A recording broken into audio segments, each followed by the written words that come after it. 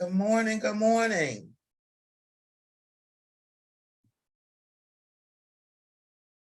Good morning. Who's on the iPhone? Please identify yourself.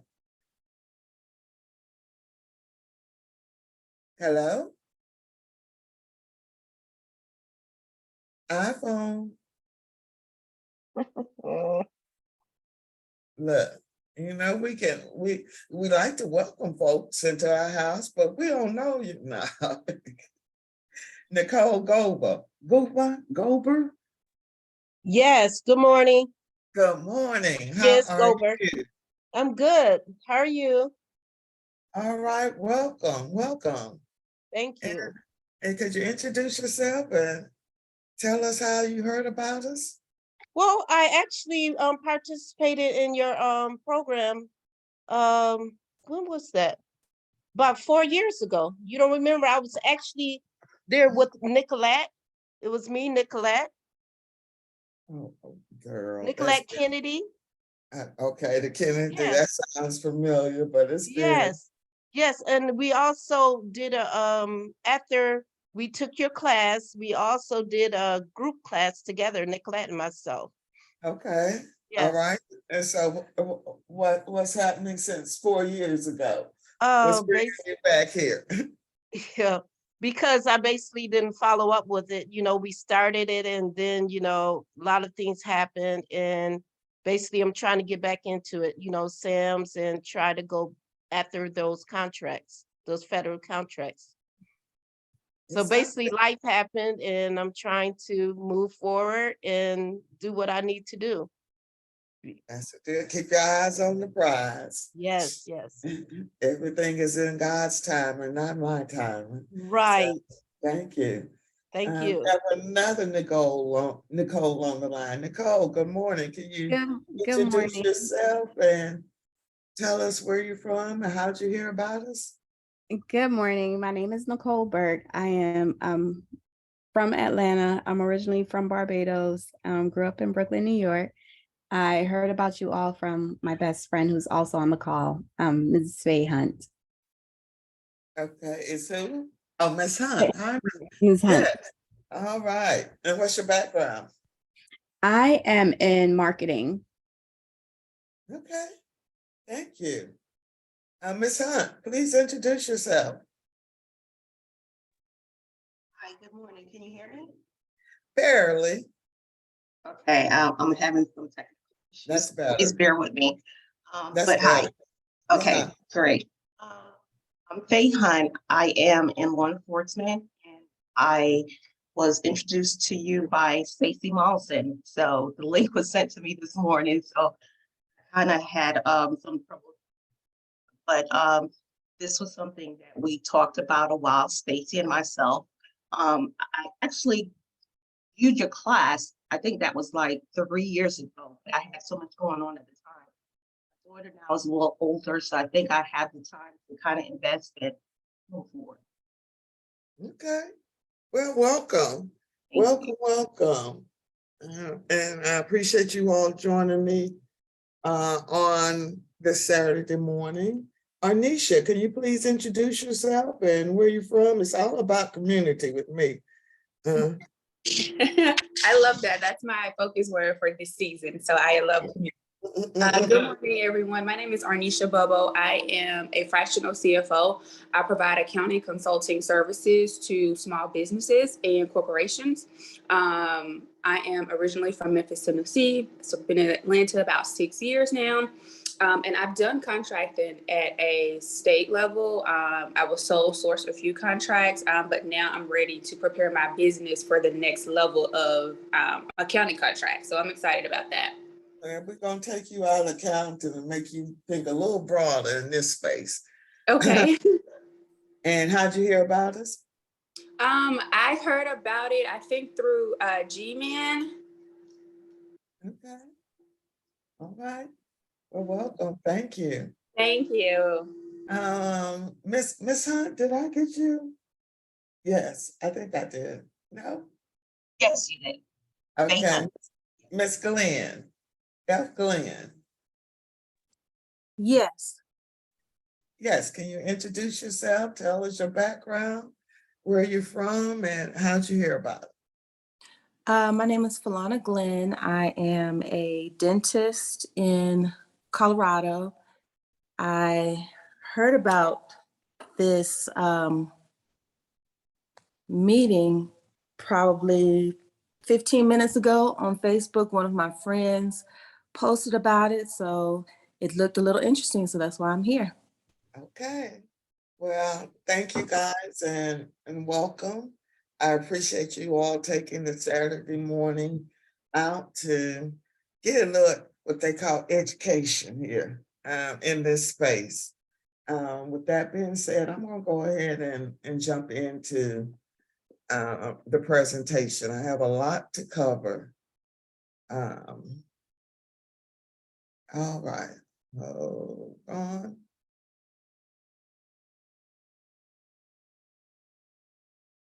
Let's rock and roll with it. Again, this is Government Procurement Innovators. We are your procurement solutions for federal contracts. I will consistently say that now is the time, specifically based on this executive order, which was issued by the president in 2021, where he's really trying to level the playing field for our community. And he's doing this through an executive order. And part of that executive order, he outlined that he wants these agencies to increase their contract awards to small disadvantaged businesses to 15% by 2025. And what he realized was these agencies were awarding these contracts over and over to a specific category, to specific businesses. And he identified the area that they were awarding these contracts under, which was this category management portal. And he's telling them, no more. We want you to make sure you increase the new entrance to this to this space, and we're going to watch it. We want to make sure you are meeting your goals. For those of you who don't know me, I am Paula Watts, CEO and founder of GPI. Originally, I'm from Asheville, North Carolina. After college, I went to the big city of Washington, D.C., and my first job was with a company that was a part of the 8A program. Have any of you heard of the 8A program? Yes, I've heard of it. Okay, great. This is going to be an interactive conversation here. And we'll go into more depth about that program as I go through the presentation. But my first job was with a company that was a part of the program that as an event planner. The government hired me to set up events across the US. And that was perfect for me because it meant I got to plan parties for the government and got to travel and was exposed to a whole lot. I knew at 25 that I was not going, that I wanted to start my own business because I had role models up in DC. All I had was Black business owners. As I was planning those conferences, I was not only coordinating it, I started sitting in those conferences. I was coordinating conferences at the White House. I had conferences with a lot of high-level government agencies.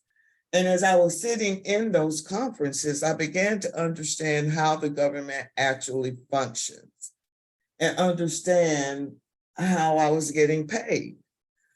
So I ended up attaching myself to a contract that was a part of the program. And every 3 years, I went to a new company on that same contract. Whereas I ended up going through 6 companies before I decided to take out the middleman. Hear me again, I stayed on one contract through 6 companies that were a part of this program. I opened my first business in 1996. The first year in business, I received my first $1 million contract. Second year, I applied into the 8A program, and I received my second $3 million contract. And the business continued to grow, where I had almost $15 million contracts in a short period of time and almost 40 employees. And that's where the problem began, because I really had no clue of what I was doing. Meaning I went from being a project manager to running a multi-million-dollar company. I could not read a profit and loss statement. I had 2 partners, and again, as we grew, that's where a lot of the problems began. And I had one partner who felt like he could run all his personal expenses through the business.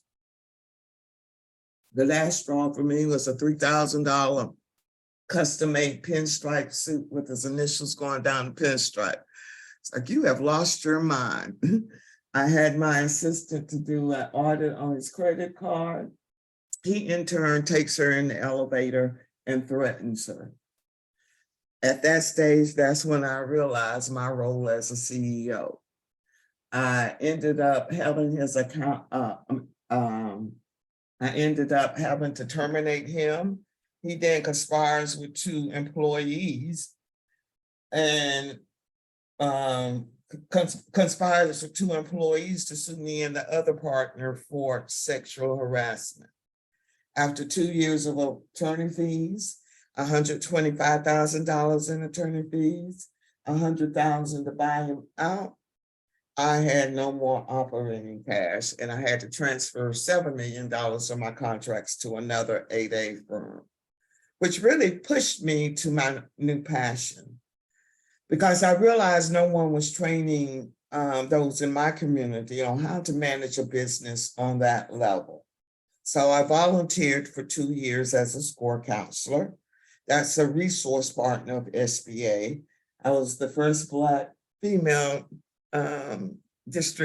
female counselor in that Washington, D.C. office. I set up a government workshop training. I ran out of money after 2 years, and I strategically positioned myself to be hired by SBA.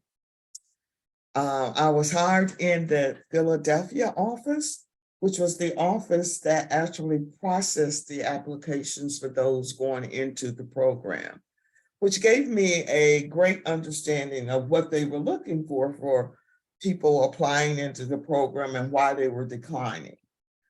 My role at SBA, I serviced the businesses once they got into the program. After 4 years of being in Philadelphia, I relocated to Atlanta to be closer to my home in North Carolina. And while I was in this office, they trained us, they required that we become certified as a contract specialist. And for me, that worked perfectly, because I understood how to run and manage a business and grew up on the industry side. I understood SBA's operations, but I wasn't quite sure what steps those agencies took to actually put a solicitation out for you to compete on. After I was certified, I ended up leaving, resigning from SBA in 2015.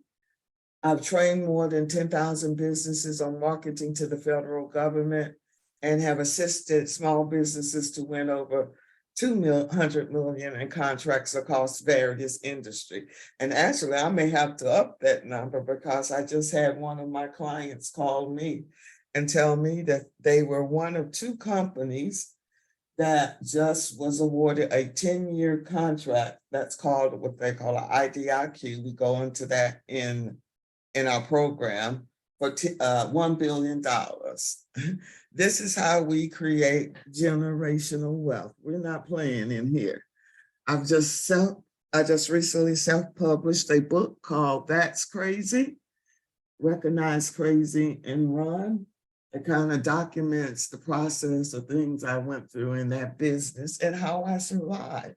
Understanding a business is going to have highs and lows, but as long as you have an end goal and keep that in front of you, you can continue, you can be a success.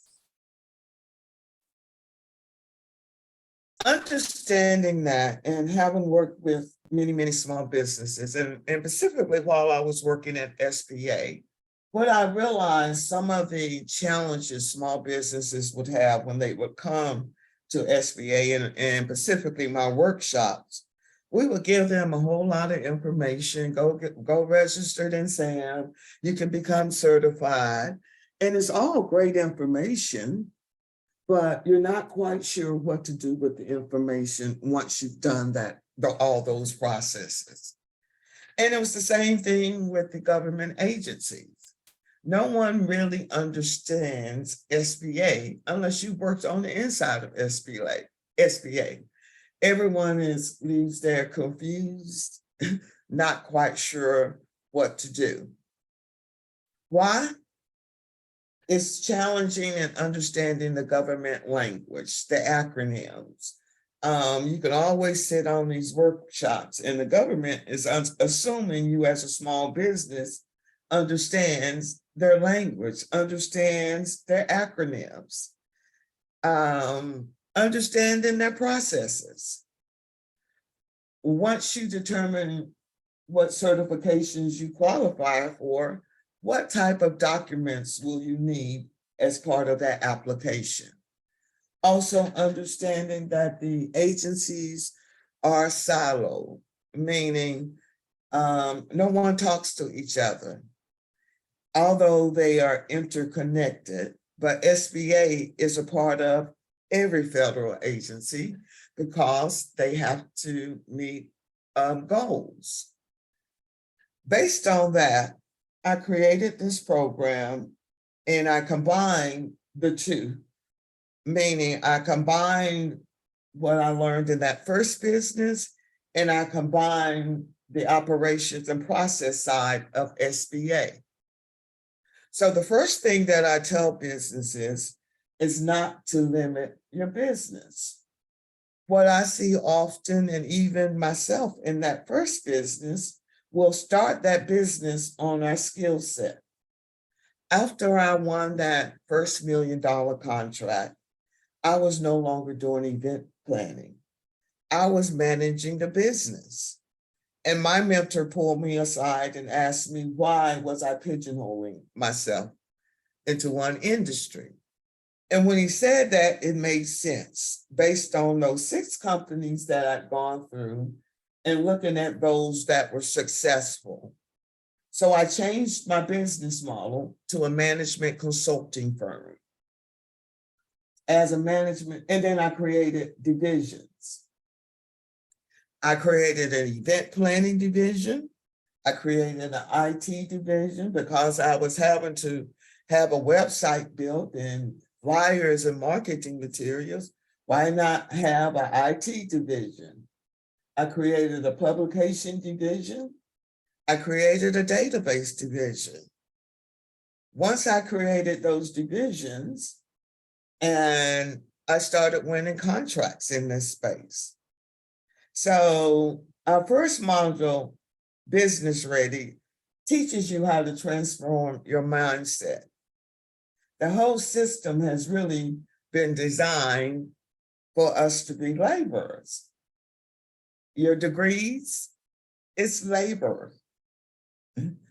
The accounting degree, your dental degree, they're teaching you a skill set. They're not necessarily teaching you how to grow that business. And in this space, I don't have to know anything about that contract to win that contract. My role as the CEO is to find the right team with the right skill set to place on that contract. That's how you make money and grow your business. Is that making sense to anybody? Yes, you are. I agree. I have an accounting degree. I went through undergrad accounting, got my MBA, they do not teach you how to run an organization. They teach you how to do a job.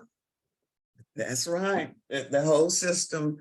And, we still need the degrees, but I want to teach you how to run a business from ground up, build it from ground up and what it looks like.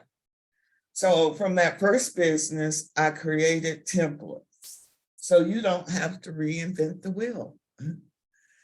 It's a formula that works. I have, again, a lot of successful clients that have followed the formula and they're millionaires right now. I like to say we create millionaires.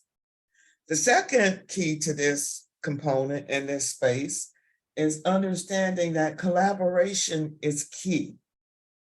You cannot do this by yourself. We have to learn how to work together. When I look at the 11 people that's currently online, that's a contract. You get a piece, you get a piece, and eventually everybody has a whole pie. We have got to change our mindset on how we work with each other and understand if we pull our resources together, we can collectively go after the $100 million contract. We can really self-sustain our own community. When you look at our ancestors, you look at the new Black Wall Street, they didn't have half of what we have, but they created it. So that's my goal, is that we begin to understand we no longer have to compete with each other. There's enough money out here for everyone. So collaboration is key because SBA's programs encourages collaborations, and these contracts encourages collaboration. Third, you must have the infrastructure. What do I mean by infrastructure, someone? How y'all doing? Jerry in here. Yes. Try to take a stab at that, Paula. I'm assuming that what you're saying is from the people, the operations, the systems, and the tech, and everything, I guess, that's combined to run the business from end to end, sort of, right? Sort of, yes. More important, you heard I just got sued. Right. Your accounting, your attorneys, making sure your accounting system can support the contracts. In this space, you can't just have Joe Accounting doing your books. You also need to understand your infrastructure. So often we spend time chasing contracts and trying to win contracts, but your infrastructure is not set up to properly support the contract. So, Hey, Paula, yes. do you have to have the infrastructure in place, or is that part of, building upon as you're building the contracts and, I guess, building your small business? Part of our program, we're going to have you build your infrastructure. Okay. And that's part of the training, because my goal is that you understand your foundation and then you bring in the people that you need. Great. I like that. Thanks. Also, is anyone online have employees currently, W-2s? If you have W-2s, you need to make sure you have this insurance called employment practice liability insurance. Had I had that insurance, that would have covered my lawsuit.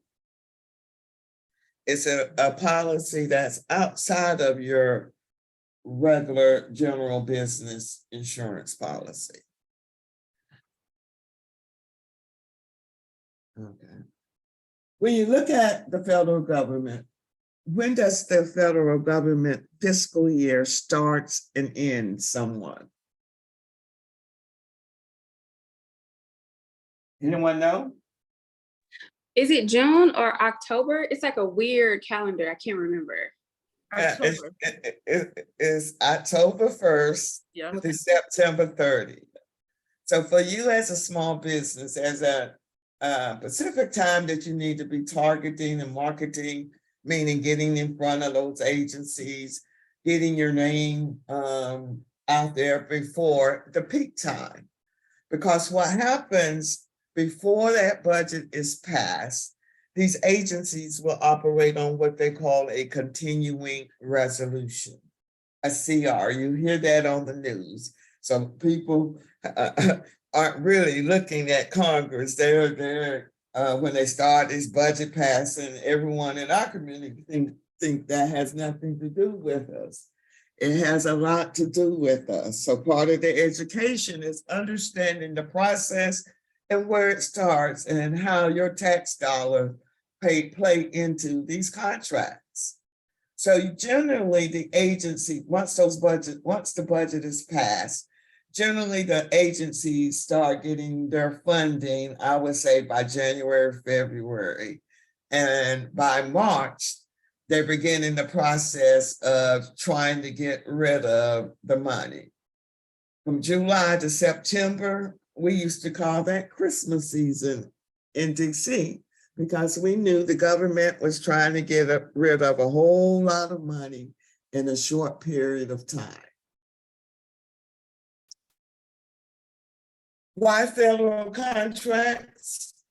Every year, the federal government sets aside 23% of contracts for small businesses, 5% for women-owned small businesses, 5% for small disadvantaged businesses and 8-to-8 participants, 3% for service disabled veteran-owned, and 3% for hub zone. Why is that important? Because, as I said, based on the mandate, the president has put that in those individual buyers' goals to award more contracts to this community. Let's say you're a small business and the agency awards you a contract for $100,000. That agency and that individual or those buyers get credit. Now they get $100,000 towards their goal.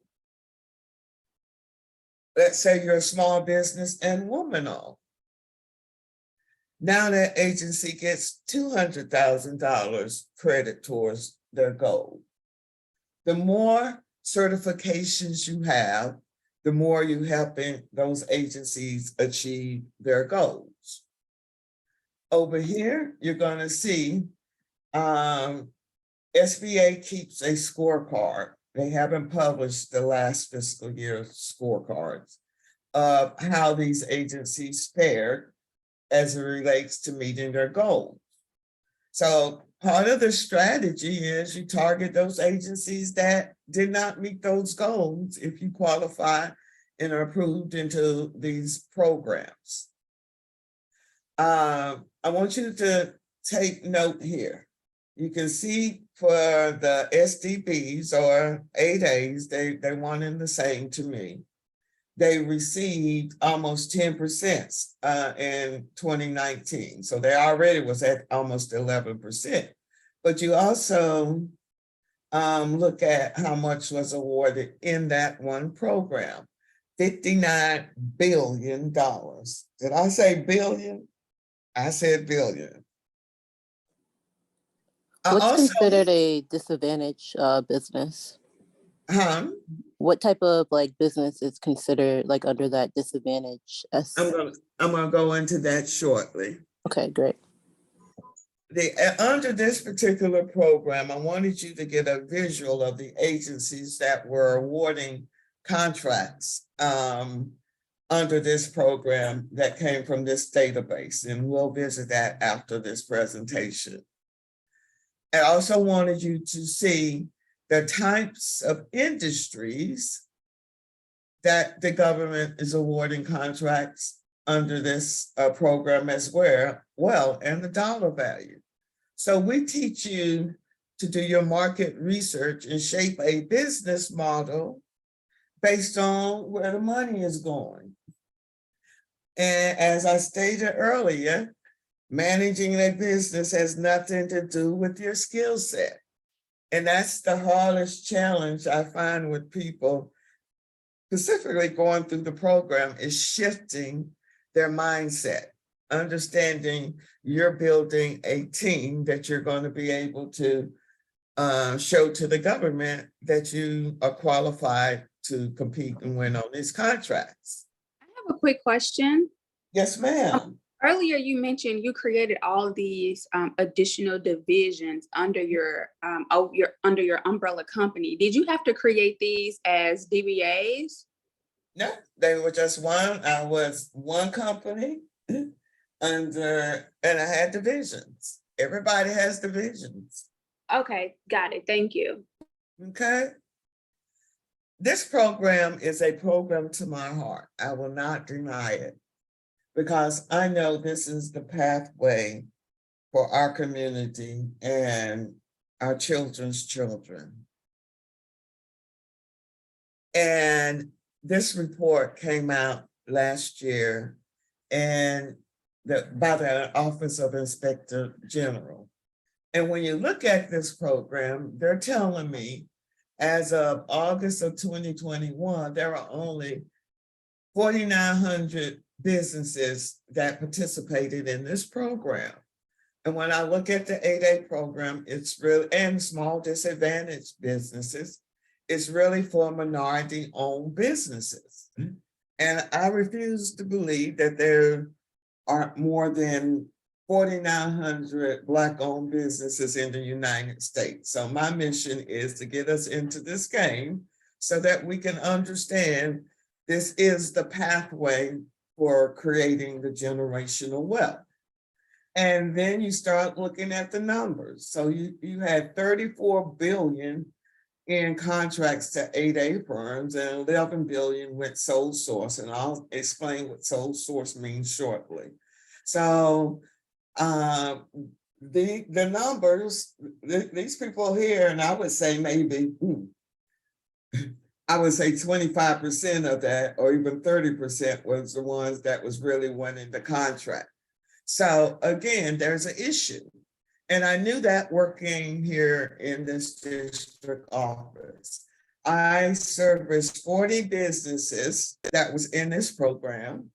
And out of the 40, I would say only 5 or 6 were truly active in winning contracts.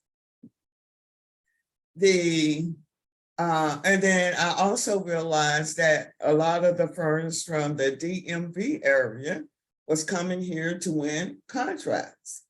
So when you look at this table here, can somebody tell me what story they see? Anybody? I'm reading. Give me one second. Look over here. What do you see? 30% Georgia received the contracts, where 70% was from all others. Yeah, there you go. Yeah. And what's there? What military bases are here? I mean, what agencies are here in Georgia? Do we have all- Dobbins? CDC. Oh, yeah, that's right. There's 5 military bases in CDC. Regardless of what state you in, anywhere there's a military base, there's a government contract. And this also tells a story here. I was that person. These people, there's too many people. They can't service these businesses. That was the reason that I created GPI, so that before you even think about getting into that program, you understand how to leverage that certifications, because you only have one time to be in that program. And I'll again go into details shortly.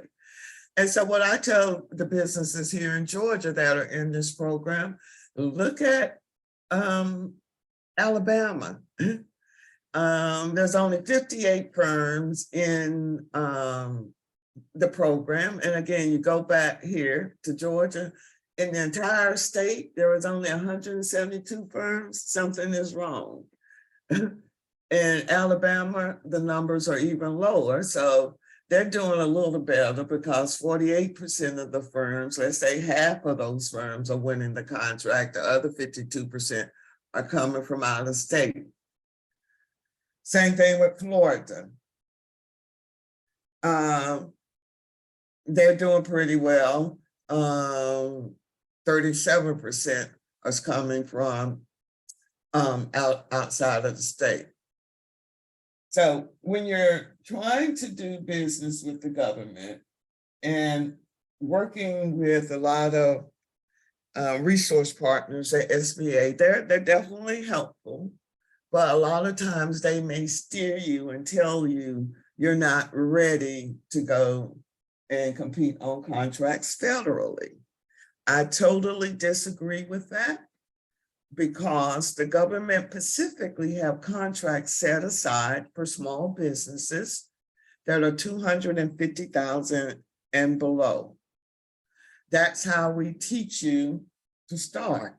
Go after the low-hanging fruit.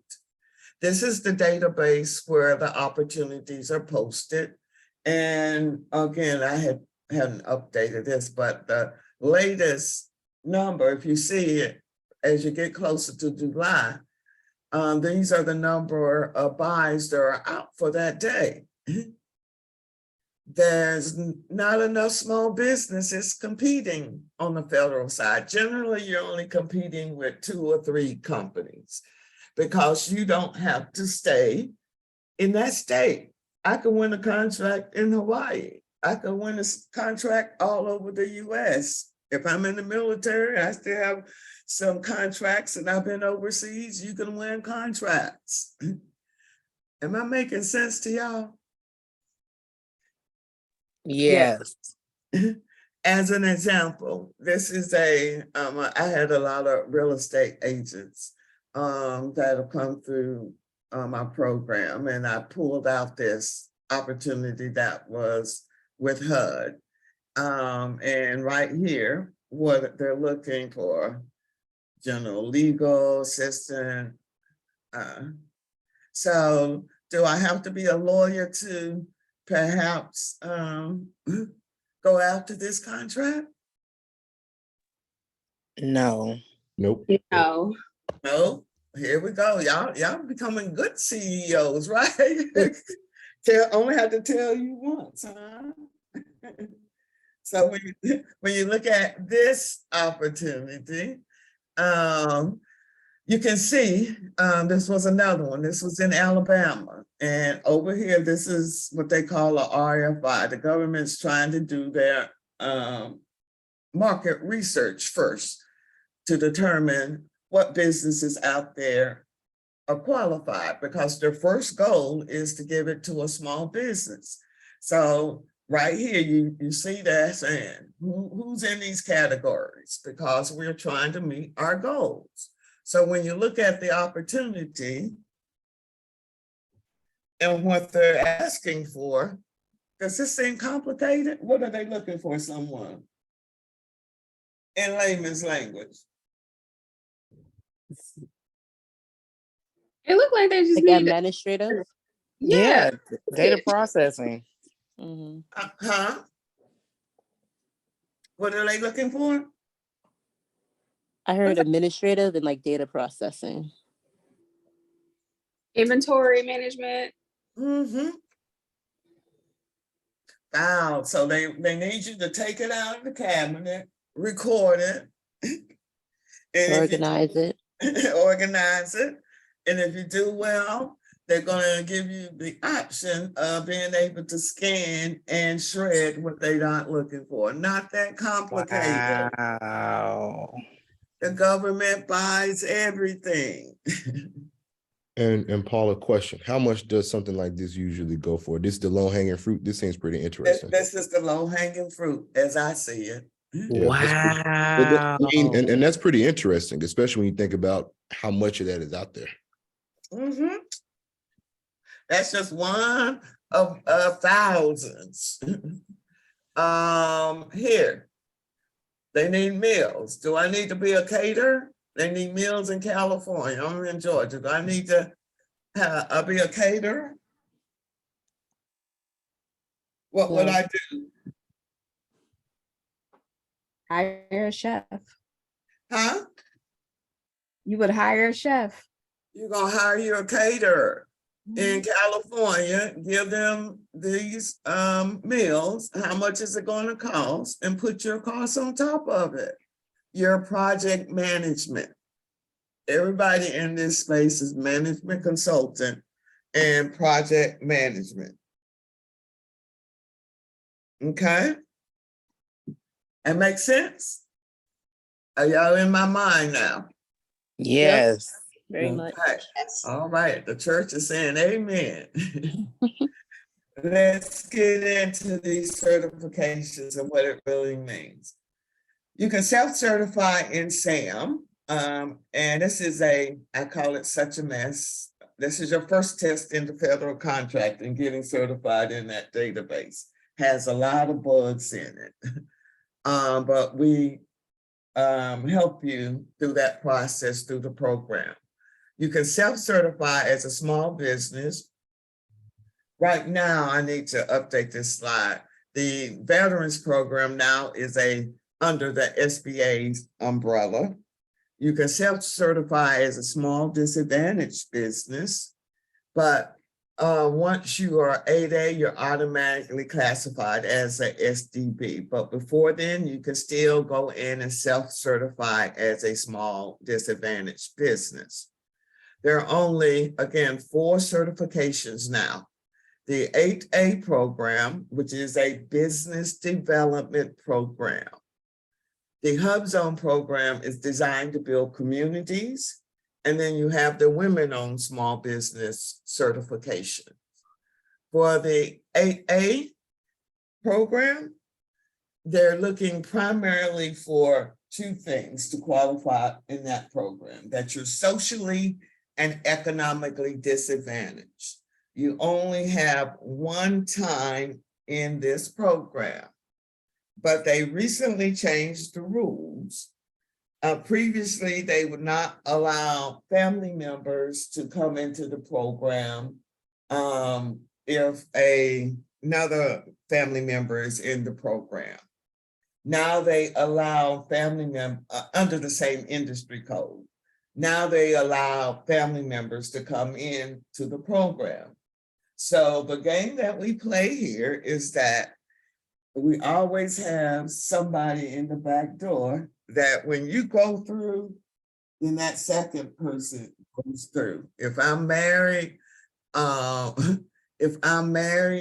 am gonna have my spouse in the back door or somebody else, because what does that do? That now allows me 18 years into the program.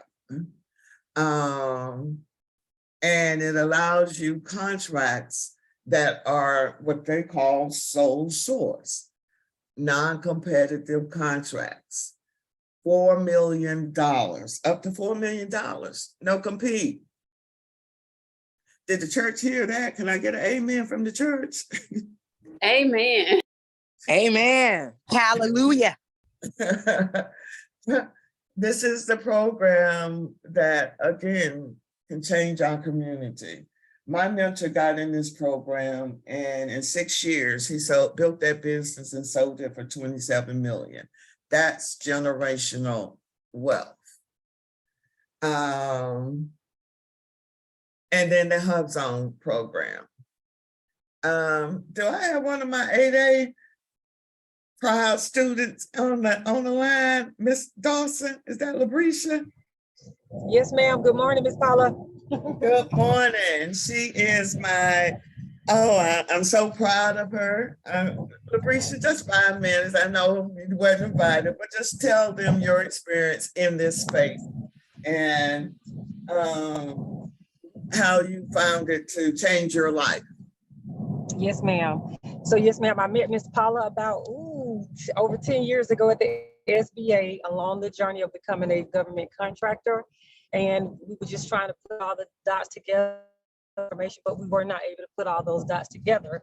And Miss Paula left the SBA and she started her own business, GPI, and we joined her at New Birth Missionary Baptist Church. Like, we had the information, but I did not know where to hit you got all these tools in your hand, but if you don't know where to hit that nail with the hammer, you just hitting all over the place. And she streamlined it for us. And since we got into the 8A program, we've got like 5 government contracts. We just got awarded $1 billion contract with USDA. So the knowledge that Wait. Y'all didn't, we got to pause and celebrate that. Did y'all hear what she just said? Congratulations. That's amazing. Congratulations. Congratulations. It was just information that she gave us, and we applied it and executed.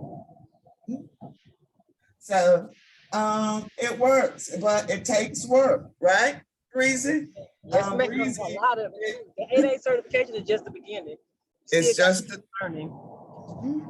and you all didn't have what they're getting now. You all, I was just beginning.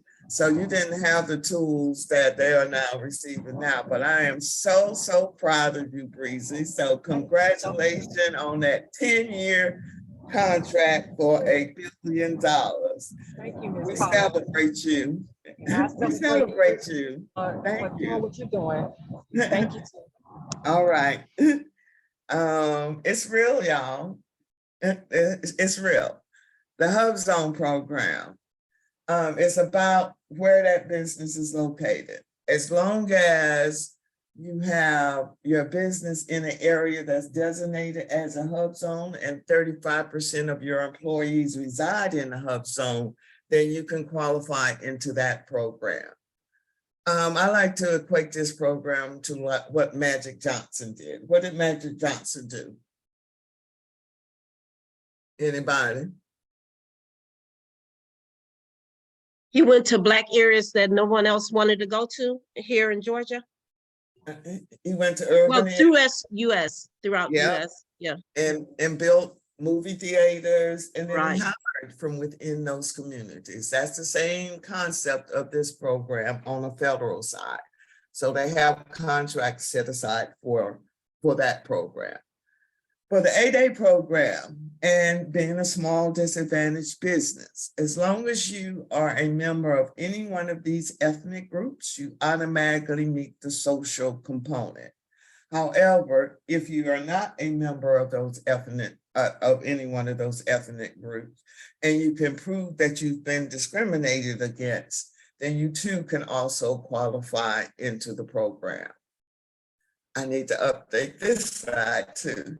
Your economic net worth cannot exceed, they just increased it to $850,000. SBA is going to look at your adjusted gross income and deduct any equity in your home and any equity in your business. If you have real estate property, that equity will be counted against you. I also inform businesses, and this tends to happen with the real estate industry, where we have multiple entities. Please do not have multiple entities, because SBA is going to look at, when you're applying into this program, who are you really servicing, especially if you have revenues coming through both of those entities. The other thing is, if you're a real estate agent or broker, you cannot come into the program under that industry code. So we teach businesses how to create a business model, removing the title, and so that you are now a management consulting firm using the industry code 541611 on your tax return. In the corner of your tax returns, you're going to see a NAICS code that stands for North American Industry Classification Code. And that's what SBA looks at when you're applying into the program to make sure you qualify under that component. Do I have any agents online? Yes. Okay. So make sure on your tax return this year, when you submitting it, that you put that 541611 industry code. Make sure your accountant put that code on your tax return. Okay, thank you. The other component of this, and again, this is my pet peeve, because I know that just us system has been just us for us. And for those that have a record, but not on probation or parole, guess what? They can start a business and qualify into this program. This is another way that we can give those who have touched that system another avenue to sustain their families. The Hub Zone program, there's no term limits associated with it. It applies to purchases over $3,000. You recertify every year.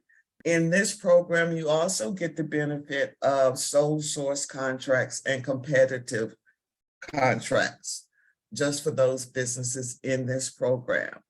The difference with the sole sourcing in this program as opposed to the 8A program, in order for the agency to award a contract to you as a sole source under this program, women's program, and the veterans program, they have to be assured that there are at least 2 businesses that are qualified to perform on that contract. And they call that the rule of 2. And so the game we play here, this is where the collaboration comes in. If I have another firm that's in the Hub Zone program, or in the women's program, or the veterans, you all cut deals on those opportunities before submission. If I win, then I'll subcontract to you. If you win, I'll subcontract to you. What you're trying to do is force the government to award the contract to one of the 2 of you and eliminate your competition. Did you all catch that? And did that make sense? Yes. Mm-hmm. That's a gem. That's a gem. This is the map.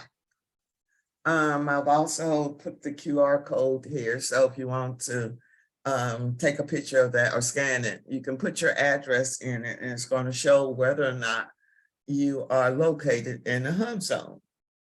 And Hub Zone does not necessarily have to be in the hood. Here in Georgia, the district office that I worked in downtown on Peach Street, where you had the, what's down at the Marriott, all the high-end hotels. That street address is a Hub Zone because they had a shelter around the corner. So if you're just a home-based business and you put your address in there and you're the only employee of that home-based business, can you qualify into this program? Someone. Yes, What makes you qualify? because your home is located near that particular location. And it's And the 2 components. And you are 35%. So you're an employee, so you're making that 35% quota. Okay. Here, what you'll see once you put your address, it's going to show whether or not that area is qualified. And a lot of this is, again, based on the census tract, based on county, based on whether it's on an Indian reservation, or based on whether or not that location is near a base that's been closed. That's closed. The women's program is now under this database. The problem with these databases is you're registering in 3 different databases, specifically with SBA. For the 8A program, you're registering through just certified.sba.gov. For the Hub Zone program, you are registering through their general login system. For the women's program, you are registering through this database. So you can go in here and see whether or not you qualify for the women's program. The women's program is broken down into 2 components: economically disadvantaged and the just a woman-owned small business. The economically disadvantaged component is mirroring the qualifications for the 8A program, meaning your net worth cannot exceed that $850,000. To apply through it, you can do it yourself, or you can use any other qualifying entities that you have with the state or the 8A program, or you can go through a third-party certifier, and there is a fee for that. I encourage people to do it themselves, because what I found is that people who've gone and given it to that third-party certifier, they don't have any of their information or access to their database. They're to certify. I'm a control person, and the information that you're giving them, all they're doing is uploading it into this database. So you can do it yourself, and we train you about that process through the program. Eligibility requirements: must be a small business. Women must manage the day-to-day operation. You can sometimes get around this, that full-time doing normal working hours. It's based on the industry. If I'm in IT, IT is 24/7. If I'm in the janitorial service, that's after hours. There's no minimum amount of time the business have to be operational. The Veterans Program, they just again turned that over to SBA. But they're going to grandfather those who have been certified by the VA. Again, in this program, you also get the same opportunity for sole source contracts and competitive bids. I want all my veterans just scan that code and get more details.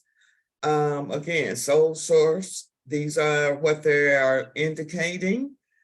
If you've already self-certified, they're going to grandfather you in and recognize that self-certification until the end of December of this year. These are the qualifications, pretty similar to most of them. 51% is what all of them are looking for as it relates to your business. Again, this is just some of the things that they're telling you about the 1-year extension and how they're going to give you a grace period. So now is the time for us to get our things in order. They have a checklist, and we'll walk you through it. What they did is transferred a lot of the people who were processing the applications at VA to SBA. What I want to do now is really take you through some websites so that you can get a sense yourself of what's out here, and how you begin to change business models. So I have like students that have come through this class, and when you look at this website, this is the government's language, right? You can never tell that this is based on one person. Everybody, what I like to say, I like to dress them up. everybody in this space is really doing the same thing, and it's okay because it's enough money out here for everyone. It's now telling your story based on who you know. So these are some of the students who completed it, and very proud of them. It's them understanding the language, right? Capabilities. It's the same process based on one of these being your background. Does that make sense to everyone?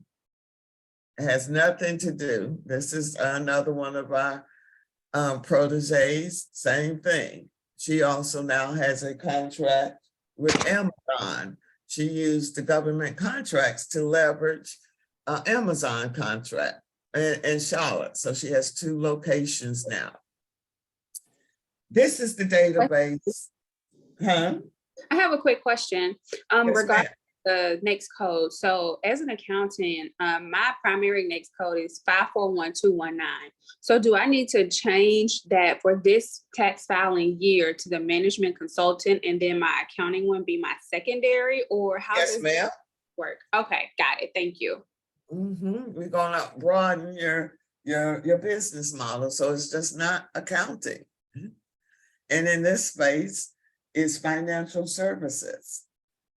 So this is the database that tracks your tax dollars and show you how the government is spending your dollars. So it tracks it by the COVID spending, and it also tracks it by state.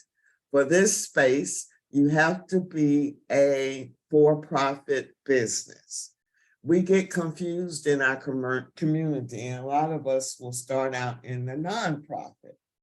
Understanding the whole purpose of being in business is the tax benefit. Nonprofits are more structured and geared towards grants. You're serving a community. On the for-profit, you're just getting paid to do that job. So if you're looking here, I can go in here and see what types of contracts have been awarded in my state, by a specific agency. But I want to give you an example of another student while she was in the program, and the types of contracts she started competing on while she was in the program. And that's what I encourage you to. We can give you the tools, we can give you the materials, but you still got to put your foot in the door. And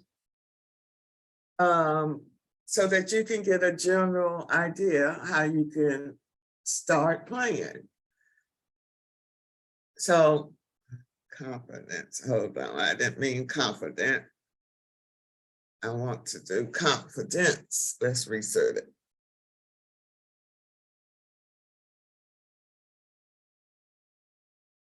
Confidence.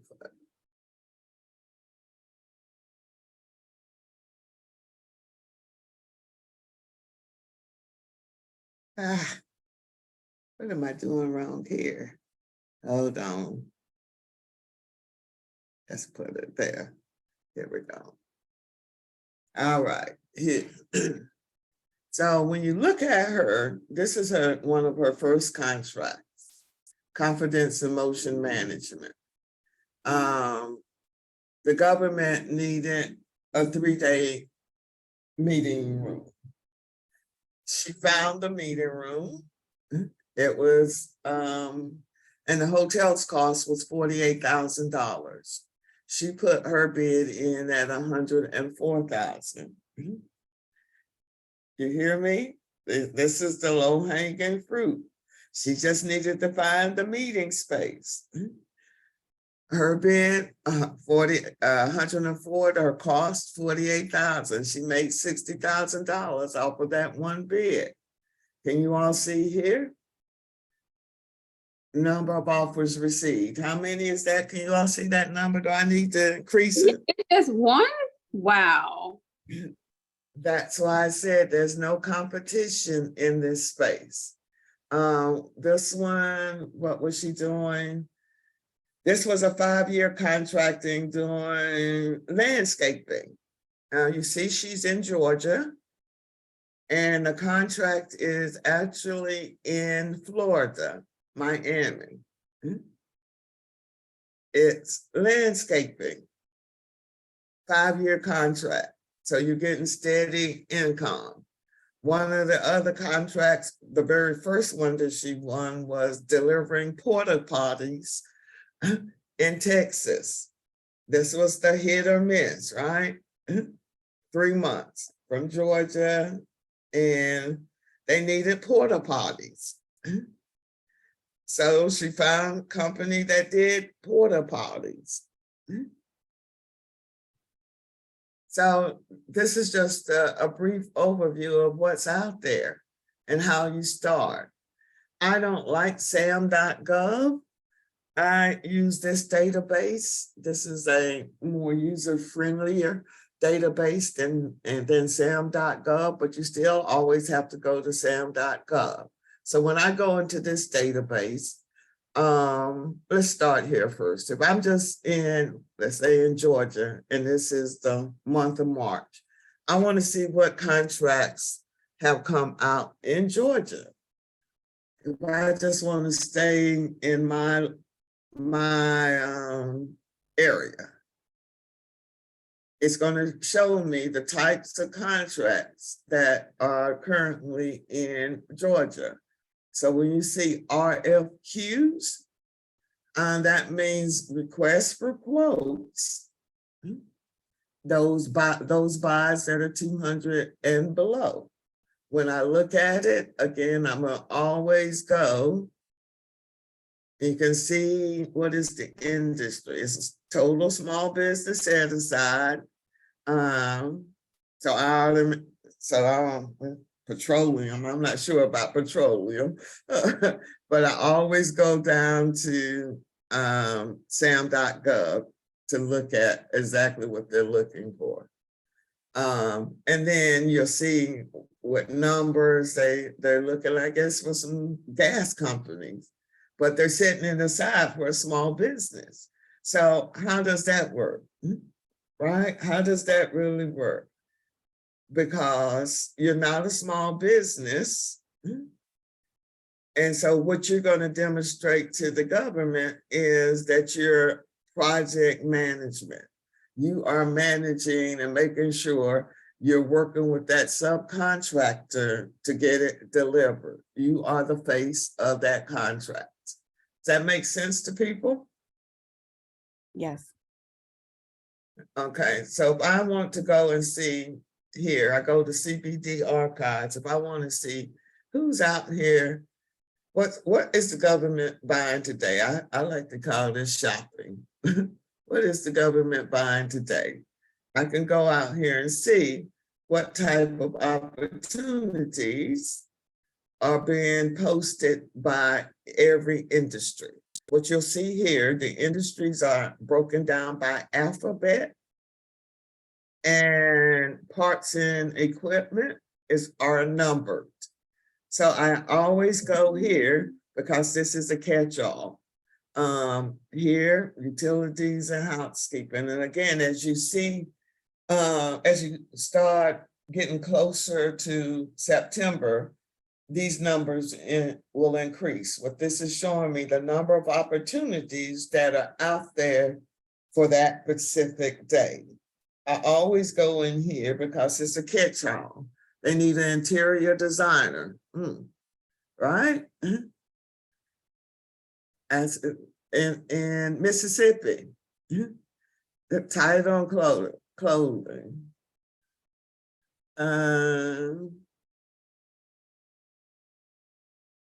Nothing, secure media destruction and disposal. That's just what we just covered. They just using a different language. So our goal is that you match the language that the government is stating in these opportunity. Media services. So chapel support services. Are y'all seeing how much is out here? I like to look at social services. The government, they need a Roman Catholic priest. Come on. Talk to me.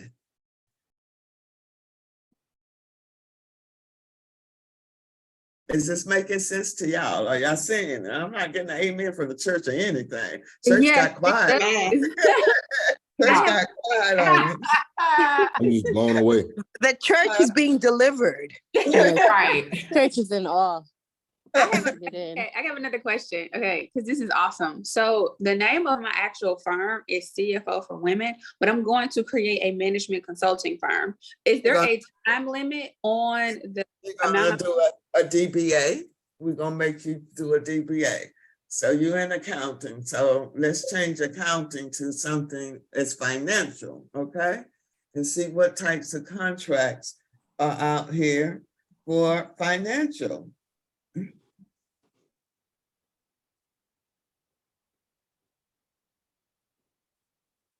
So we start out in your background, see what's out there, and sometimes it just brings up junk. But let's see. Where are you comfortable at? Just so that you can see. So they need an advisory and marketing. Didn't you say you were, and you see the next code they put it under? Okay. Right? All right. So I need to do a DBA and not a brand new entity. No, ma'am, we don't want any new entities. Okay, got it. Thank you. That's what we teach you in the program.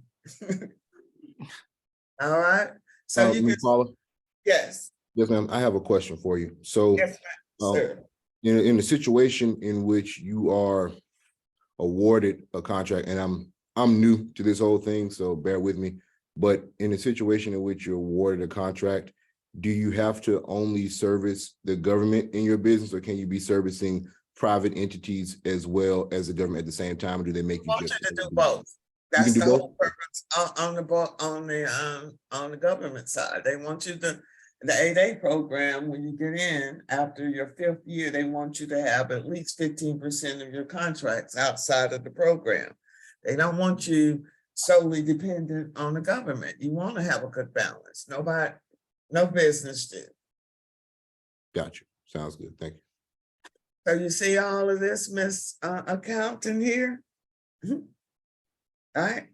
Yes, thank you very much. So look for financial and not accounting as the keyword. Correct. They need audit support services. When they say support, it's not necessarily an auditor. They just need some support in supporting that auditor. And then, so that I showed you all the past. This is the present. And then every agency will have a forecast. And I love HUD because HUD updates their forecast every month. And it's going to tell you what types of services they're going to be procuring in this fiscal year. And they break it down by their office. So all administrative contracts are going to be under the administrative, and they list it that way. And then they identifying the contracts. When you see recompete, it means someone else has it. They're going to recompete that contract. But something like here, this is a new contract, right? All they need is flats.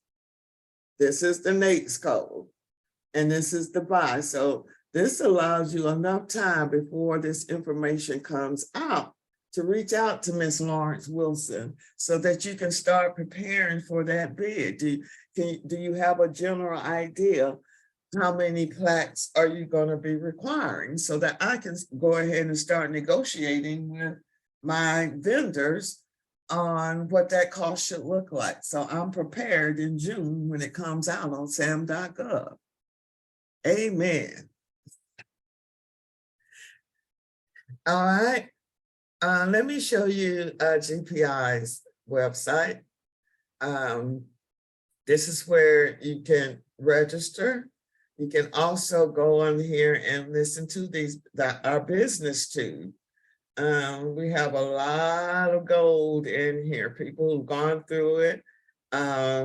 Labrisha, she tells you how she got into this game. Our goal is to each one teach one. When we start winning, we have to come back and share the good and the bad. What are the things that we can help someone else from not having to go through? When I created this, and this is also where you'll register if you're going to participate in the class. We also have Ed Schultz. He was the branch chief at CDC who was over acquisitions. So he's agreed to present to us on Friday in our masterclass on how to pitch to the buyer, what you should and should not say. In the database, when I created this, my whole goal was that we create a business community within ourselves. There's no reason that we should ever have to leave house because we have almost 2,000 businesses in here. My goal is when you complete the program, you're now putting your information in here. And let's say I'm looking for a company in California because I found the opportunity. Now everything is here. I'm looking for an 8A firm. I'm in Georgia. Now, an 8A firm, there's Labrisha. You can go in and view her profile and reach out and connect with them. It's all about teaming. You're going to hear me say that consistently. My goal is to have the government coming to us. That's what makes the best sense to me. As we close out, anybody have any questions on what I've just discussed? Until we go, before we go to the business side of the church. Yes, Ms. Paula, I have a question, and it's probably doesn't make any sense at all, but I was looking at when we were looking at the net worth, and I know real estate acquisitions are a part of that net worth. So it looks like maybe you might be right at that threshold. How do you work that out? And you might talk about that in the class, I don't know, but I'm just looking and thinking ahead and wanting to make sure that we're on point. That's probably an off conversation. Okay. Conversation. Okay. Okay. You can call me and we can Thank discuss you. that. Thank you. Anybody else? You know, Yes. they take out your primary residence too, so that Correct. won't be counted towards her net. So Okay, perfect. yes, it's not it's your rental properties that will be counted against you. Oh, just the rental properties. Okay. Yes, if you have equity in the rental properties, then that's what's counted against you. The equity. Okay. Thank you. That cleared it up. Thank you. Thank you, Breezy. Yeah, and you're you, putting the equity down yourself, what you think the property is worth. You don't have to turn in any tax records or anything like that too. Excellent. Thank Okay. you. If the goal is to like get into real estate and rental properties, can you like get into the program first and then still achieve that goal, or do you always have to be condescending about like, bringing down your equity total? Well, once you're in the program, your network still is the same. But if you are buying rental properties, what I tell businesses is you want to create a separate entity for that. And it's still, and it's also based on your assets. Your assets cannot exceed $6 million, 6.5 million. Once you're in. Once you're in the program, right? And applying into the program as well, both of them. It's that your economic net worth and your assets, it cannot exceed $6 million. What was the difference with that 850K that you said, like on that one slide? It's still the same eligibility requirements once you're in the program. Okay, gotcha. And you can have a salary based on your revenues up to $400,000. And so what I tell businesses, when they get into that program, keep your money in the program, in your business. Don't get in there and try to drain the business. You're going to get kicked out. They're going to give you, again, if you do well, you can have a salary up to $400,000. If you can't survive on $400,000, something wrong. The program, we have a maximum of 25 people per cohort. We've now consolidated it to 18 weeks. So you all are going to be the first one with the 18 weeks. It used to be 24 weeks, just to try to get people in the game a little earlier. Each week there is a live instructor. If you want to bring an additional person, it's $1,000, but you have to pay the first cost of $19.97. But if you all want to bring 2 people in and split it, that's good as well. There's no refunds. We do allow you up to a year to return and retake class because things happen. The first module, even if you have a legal entity and you've been in business, or even if you're just starting up, everyone starts the same place, because you have to understand what SBA is going to be looking for in your documents. That's why I make everyone start the same place, so that you'll understand also how to create a business model that's not based on your skill set.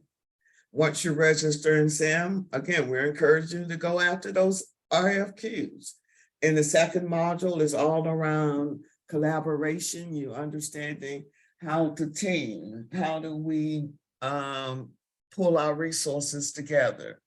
The third module is strictly around the All Small Mentor Protege program and the 8A program.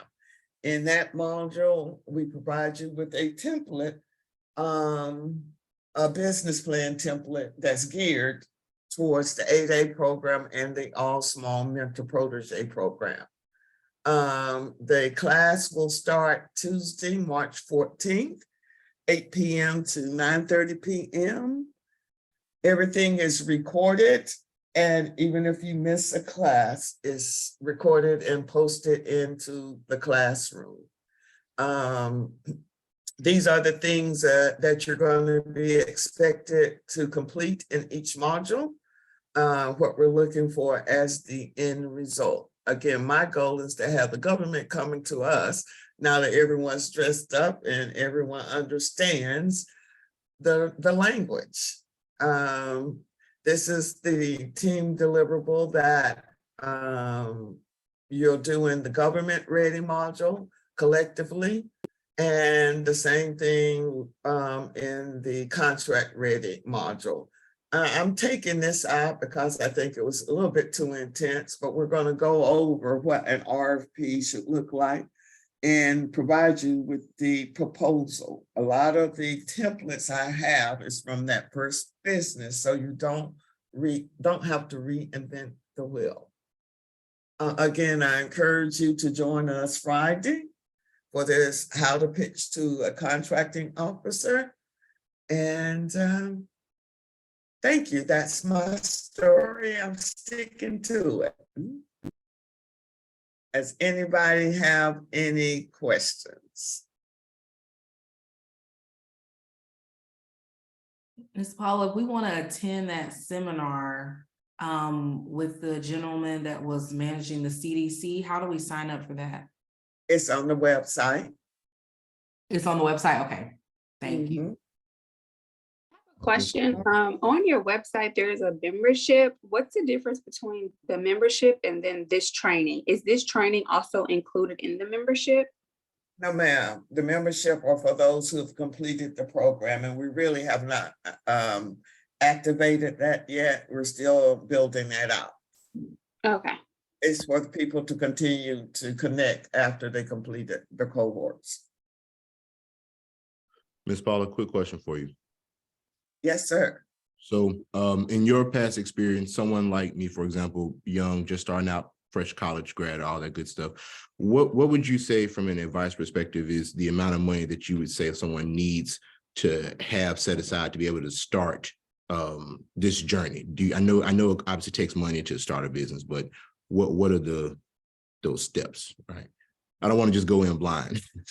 Thank you, Mr. Lee, and you, my future, you're the ones that I want to invest in, so you don't get caught up like the rest of us, and understanding how to leverage that degree. For instance, that buy with the hotel, that bid that she went after with the hotel, she negotiated with the hotel for a 30-day payment. The hotel had a credit app. And the government paid her 2 weeks after the event. So she wasn't caught that way. Labrisha, do you have any recommendation for this young man? How, what type of, he should, well, again, look at yourself when you got your first contract, what it took. How'd you finance the business? Well, because I had already gone through your class, I was just ready. And I've been saving my real estate earnings for a long time. And even with the contract we just won, there was a $5 million requirement to even bid on that. So you have to be mindful going in, save, because I knew that one day I would have these contracts. I just activated my faith, save my money before the opportunity even came. I just kind of self-funded everything, you know what I mean? Because you're going to need to be able to see and show how you're going to fund these projects. Remember, you have the Now account as well. That's another resource that he can use. And then if you know you're going to go for these contracts, if your credit is not A+, just start saving your money, because if you're going through Miss Paula class, you're going to be flying with eagles, and it will not be long before you're going to have your own contracts. And that's just the beautiful thing about this course. And she didn't even know I was going to get on here today. You know what I mean? Like, I tried to get my 8A before I came through Miss Paula class. I submitted all of my paperwork just as wrong as all outdoors. After I went through her class and I submitted it the second time, I got it, because ding, ding, ding, ding, ding. It was little nuggets. Oh, you cannot work and have a W-2 and go after the 8A. It was just things that clueless. I'm just being honest. Gotcha. So, young man, be inspired, get with these eagles, and you will be soaring soon. Trust me. Yes, ma'am. Thank you so much. I have one thing to add. Go to your local bank who you want to do business with. I work with bankers in the Atlanta area. I'm in the Atlanta area, and they have a no statement, $100,000 line of credit that you can apply for. So bankers typically like stable businesses, and government contracting is one of them. So if you go to them, you can apply for like a business line of credit opposed to a business credit card. That way you have a line of capital available for you to borrow against, but it's all about building a relationship with your banker. So there's just one thing that I can add to the conversation. Is that any bank, or like any bank in particular for the? Any bank, like go to your, like you have to build the relationship with your bank. So the bank that I'm familiar with that does this is City National Bank in Atlanta. And if you want to get in touch with them, please let me know. I can put you in direct contact with their banking team. I know Wells Fargo and Chase also offers a similar product. And what I tell businesses, and that's part of the program, you want to be strategic. You want to identify banks who are connected with SBA's loan program. And you can Google that, SBA's preferred lenders. There are also, Labrisha talked about Now, NOW. Those are what you call factoring companies. Anybody heard of factoring companies? Yes. They call them check cashing stores for the banks, but I mean for businesses. But they're good to start out with, to build up your business credit if you don't have the capital, or the credit to get with the bank. And again, I was just like you guys. I started out with GPI. Can you give me at least $5,000 or $10,000? And again, I saw the numbers on the inside of who was really getting approved by SBA under their program. So a lot of us, when we start our business, it's all self-financing. That's the reality until we get in a position where we are quote unquote bankable. So I hope that answers your question, Mr. Lee. Yes, ma'am, it does. Thank you, Ms. Paula, and thank you to everyone that also contributed too. I appreciate you all. Right, we like Jay Lee, Jarian. And where you located, Jarian? Yes, ma'am. So I'm originally from Birmingham, Alabama, but went to school in DC, and I've worked in Boston, and now I'm in Baltimore currently. Okay, be more. Yes, ma'am. All right, can I get some takeaway as we close out today? I've kept y'all over a half an hour. I hope you all don't mind. No, we don't mind. I will just give some takeaway and feedback. I had the luxury to attend your seminar at the Region 4 Summit for NAREB in Birmingham. I think it was last year, or maybe now it was the year before last. Yeah, it was Time is flying by. It's already March in 23. And I was just really pumped up and fired up about enrolling immediately. Well, I work in real estate and I have a lot going on. So, you know, I was excited, but I didn't follow through. And the universe lately has been putting this in my face every single day. And then my sister was talking about something and we got on the same page. She had somebody in her ear and I said, I know the person. And, you know, at first, you know, I remember I was excited, but I couldn't remember why. And just coming back through this class and just the nuggets that you were giving us in that class and just hearing it again, is just amazing. And I just want to say thank you, you know, for setting your business up and realizing that, you know, the way that people establish wealth in the world, they don't share the information. Knowledge is power in real life. And I'm just so thankful and I'm so excited to finally be getting back on track a year later. The universe will correct you when you're supposed to be somewhere and you forgot. Universe will say, hey, focus, get back on this.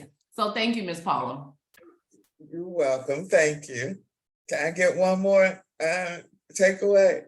Hi, Miss Paula. So I'm her sis, and you know, divine intervention, right? This has been invaluable. And I'm saying, you know, she was like, sis, we have to attend this. I said, sis, are you sure? It's Saturday morning. I've had a hectic week. And she's like, sis, yes, we have to. And she's very insistent. But I can't even begin to describe how much value this hour has given us. And we've been texting each other hoorays and hallelujahs and amens throughout your seminar. So this has been great. And I'm excited about taking the class. I wasn't sure, you know, the cost. And then by the time we reached mid section of this webinar, we had already committed. Oh, we're in. We're definitely in. So thank you so much. Well, welcome to the community. Thank you. And Labrisha, what do you tell the real estate industry how to trends? Because I think a lot of them get caught back into going back and selling the houses and not necessarily being committed and learning on this side. Would you provide any recommendations for them? Yes, ma'am. Again, after we took your class and I learned governance and that I am a real estate broker, yes, but I am a company and my company provides a vertical called real estate, but I also do management consulting, preservation. So I generalize it, and that language did not come until after your class. I would actually go to industry days and would be scared to speak to the contracting officers because in my mind, I'm a real estate broker. How do I come into their world and speak governance? But after you get comfortable and start soaring with eagles, you're going to learn this language. So it is imperative that you take this class. And I'm not trying to sell Miss Paula. I've taken several classes, but this one, it brought it all together for me. And understanding that you're managing a business. I think once we change that mindset and understand that we are managing a business and it has nothing to do with whether it's commercial or government, you're managing a business. It's still the same process to me. And I'll get one more takeaway and then we're going to close it down for the day. Can I get one more takeaway? So I just wanted to, I think what everybody said so far, very valuable. I had an opportunity to go to a Black History panel last Thursday that was focused on, I'm in the architectural, engineering, and real estate world. And Malik Yoba, the actor, he specifically called you out, the GPI website, and he told us, you know, I'm giving you guys the knowledge. Not everybody's going to listen to it. So I'm glad that I took in that knowledge and I'm here today. I tried to sign up for last Saturday, but you were full, but I'm glad I'm here today and I'm excited to continue in the process. And I tell everyone, Malik has set the bar for everyone. I met him at that same conference in Alabama. And he sat through my 24 weeks. He did not miss a day. So he understands it. I had him come to a conference, so he was easily able to conversate with the right people and get in the door. So it's understanding their language, understanding what they're asking for. And it looks overwhelming, but once you get in, you understand the government is uniform. Once you understand that process, it's the same process across the board. With that being said, I'm going to close today and thank you guys. If you have any questions, please feel free to email me. Shayla, can you put my email in the chat or call? And hopefully you'll join the GPI community. Thank you. Have a great week. Thank you. Bye. You too. Thank you so much.